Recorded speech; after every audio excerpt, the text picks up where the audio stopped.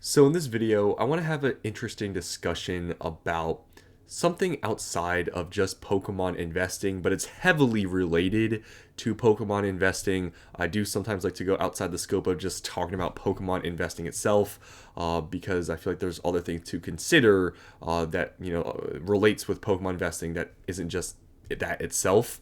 And that's what I'm gonna be doing in this video, and you guys can give me your take on what you see in the future for Pokemon investing, looking at it from this angle. I would really like to hear your opinions because I see a lot of people talking about this topic, and I personally think about it myself, and it is an interesting thing to think about. So we're going to go from top down here. So, will Pokemon investing be the same in the future? And the big, question of that, being brought up is because of the current economic changes in the world. Now, without going too much into depth of, all these different circumstances of, different classes of people, wealth, and all these things. Obviously, if you guys are, especially in the United States, North America, whatever, you know what I'm saying, right? There's a wealth gap. People now can't, afford basic necessities. The wages are, falling behind, expenses. All these things are going up while, wages aren't. You guys get the point, right? Things are changing in the world, and there's many reasons, and I'm not going to get political or talk about any, get too into depth into it. But the basis behind, I guess, thinking about, this question of, is it going to be the same in the future for Pokemon investing is because right now, currently, it seems like things are changing in the world economically, right? And therefore, it begs the question, in the future, will people be able to afford these expensive Pokemon items? Because, you really need, obviously, people to be able to afford this stuff in order to, for Pokemon investing to work. Because if you hold on to all this stuff, right, and in the future, nobody has any money to buy any of this stuff, then it's worth nothing. I mean, that's kind of obvious, right? But it is sort of like a doomsday situation of that nobody can afford, Pokemon in the future, like at all. Like, there's going to be obviously a group of people, but, maybe will that demand be diminished by a large amount?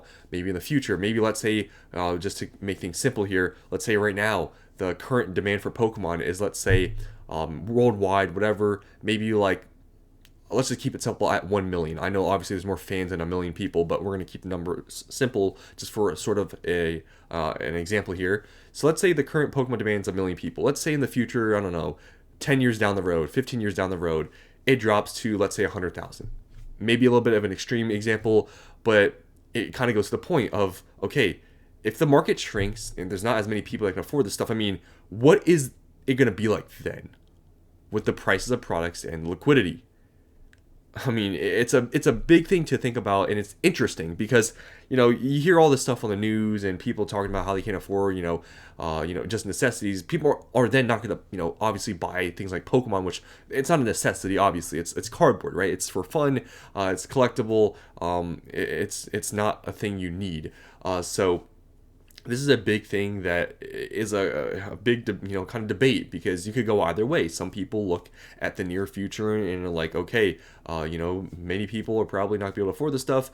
Maybe it's risky holding on to it for the very long term. Maybe I'm going to sell right now. Maybe I'm going to sell in the next couple of years. There's a lot of angles you can take this at, and it is a very loaded question of how Pokemon investing is going to be in the future because of the economical changes we're seeing right now. And it's something very interesting to think about. And personally, like I said, I think about this myself too because it's a big factor. And I did give sort of a doomsday example of, okay, if the Pokemon market shrinks from a million people to like 100,000, which is like going down by 90%, that's doomsday situation. But maybe in 10, 15 years, no one knows where things are going. Possibly is that the case where whatever the numbers are now for demand, it just diminishes greatly because the mass amount of people can't afford Pokemon?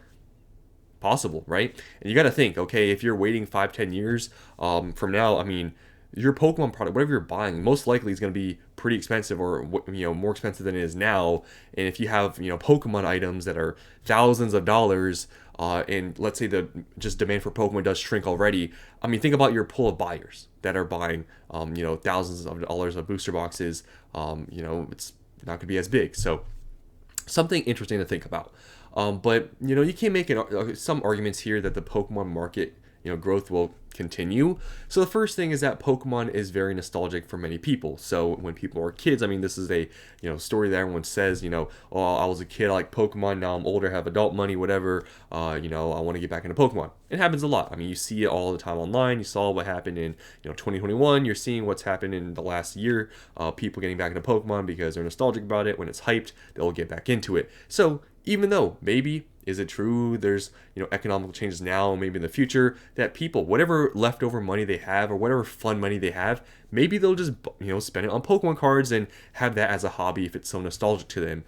That's very possible. And like I said, it is sort of a doomsday situation to sort of say that nobody or a very, very small portion of people is going to buy Pokemon, because it's a very big company, it's a strong company, has a large fan base, but obviously that that part of demand still is a very real thing. I mean, is it going to be as big as it is now? And talking about investing here, if you're holding on to a product that isn't maybe going to be thousands of dollars in the future, still, how many people are going to buy that? It's up for debate. But another angle to sort of look at this is that there are many companies that run businesses from hobbies or luxury goods, which is pretty much like Pokemon, right? I mean, Pokemon, you can consider it a hobby, luxury good, collectible. It's in the realm of similar category. It's not a necessity, right? There are many companies. It's not just Pokemon that the Pokemon company is obviously not a company that runs off of like like a necessity. It's not like selling food or whatever. It's off of video games, trading cards, merchandise, stuff like that. But there's plenty of other companies just like it, like golfing, cars. Cars obviously is somewhat of a necessity, you can say, but I'm talking about sports cars, luxury cars, jewelry, watches, clothing also a necessity, but I'm talking about luxury clothing. I didn't want to put all luxury in front of these words, but you guys get the point. Like luxury clothing, just high-end brands, like handbags, those sort of things. You guys get the point. There are many businesses that run off of just luxury goods hobbies. It begs the question that okay, if this happens with Pokemon, where the demand falls off because of the economical changes in the world, does that mean all these companies across the board are also going to be affected with Pokemon? Because I think Pokemon is a big enough brand where, okay, if there's a major drop off of demand because people can't afford it, you gotta think about, okay, there's so many other companies out there.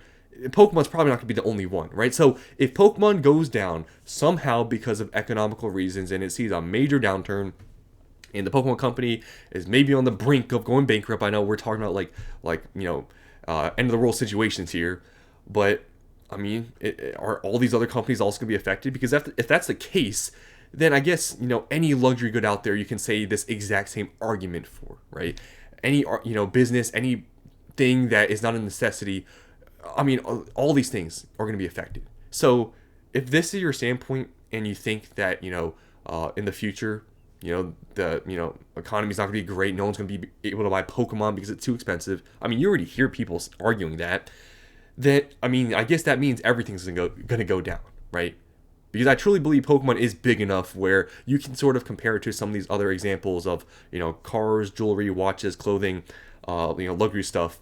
Because Pokemon is, I think, at that level, even though it's more considered like obviously like a collectible. It's like if that happens, I guess everything's going down, right? So if anything you have is a luxury, thing like a watch, a jewelry, anything that isn't a necessity, I guess you could make the same argument as you could with Pokemon, where in the future it's not going to be the same anymore because no one's going to be able to afford it. I know this is, like I said, sort of outside the scope of talking about just Pokemon investing itself, but it's something to think about, and it is related to Pokemon investing because you need demand, you need people to be able to spend money on your on Pokemon product for your investing to work, and it is an interesting thing to think about. And like I said, you guys can let me know what you think about this. Personally, I don't think it's going to happen overnight. If there is a situation, let's say in a decade or whatever, where the economy isn't good, demand isn't high, or whatever. It's not going to be an overnight thing, I think, where, okay, all of a sudden nobody buys Pokemon. I don't think it's going to be that case. I think there will be cracks showing where you'll probably predict, okay, things are getting bad now. Maybe I should start offloading. I think there's going to be a time frame where you can do that. I don't think it's all going to be, just one day you can sell and one day no one's buying anything. I don't think it's going to be like that, because guess what? There's people in this world, regardless of the situation everything's in, there will be people that have money, obviously, right? But it's just becoming more pronounced, I guess, recently with, I guess, some people not being able to afford stuff. So I thought this would be an interesting thing to talk about. Like I said, it would be interesting to see what you guys have to say in the comments down below. Hope you guys enjoyed, and I'll see you in the next one.